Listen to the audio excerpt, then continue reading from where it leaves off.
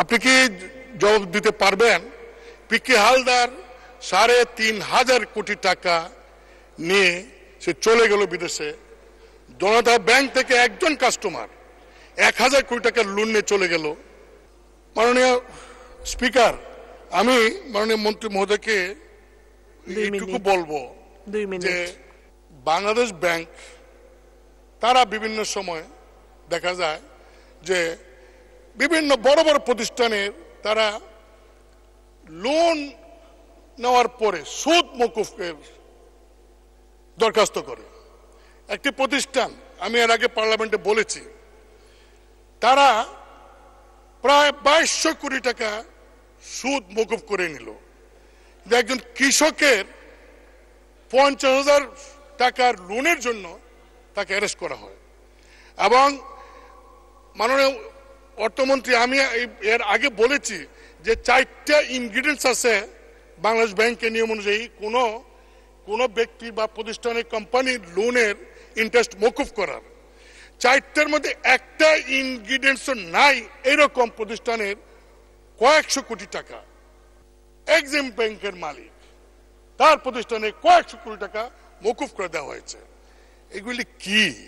এই ধরনের আপনার এই প্রতিষ্ঠান অর্থ বিভাগ এই ধরনের কাজগুলি যদি তারা কন্ট্রোল না করতে পারে, সুপারভাইজ না করতে পারে, নিয়ন্ত্রণ না করতে পারে, তাহলে আপনি টাকা, জনগণের টাকা খরচ করে লাভটা কি, দরকারটা কি? তার চেয়ে বরং চুপচাপ থাকাই ভালো। এই ব্যাংক থেকে যা ইচ্ছা মতো নেওয়া, যত পারে লুটপাট করুক। ২০০৯ সালে যখন আওয়ামী লীগ সরকার গঠন করে তখন ঋণ খেলাপি ছিল ২২,০০০ কোটি টাকা। আর আজকে আপনার বাংলাদেশ ব্যাংক হিসাব অনুযায়ী ১,৮০,০০০ কোটি টাকা আজকে ঋণ খেলাপি। ঋণ খেলাপিকে ধরতে পারেন না, ঋণ নিয়ে বিদেশে চলে যাবে, পাচার হয়ে যাবে। এই দেশ থেকে ডলারের ক্রাইসিস। কেন ক্রাইসিস?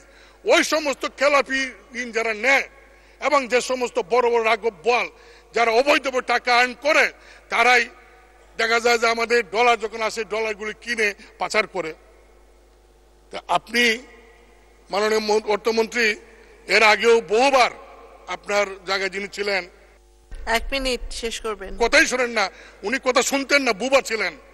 অন্তত আপনার কাছে অনুরোধ করব এই সমস্ত অনিয়মগুলি বন্ধ করেন।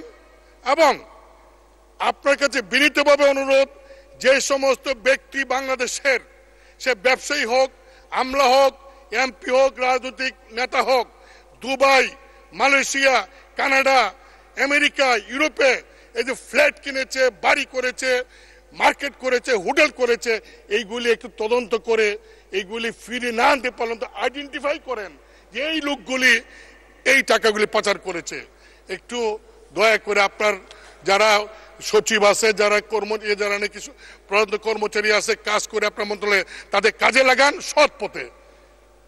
এবং আপনার এই অনিয়মের কারণে কিন্তু আমি প্রতিবাদ হিসাবে আপনার এই যে আজকের দাবি থেকে ৫০০ টাকা হ্রাস করার জন্য প্রস্তাব করেছি। মাননীয় স্পিকার, আপনাকে ধন্যবাদ।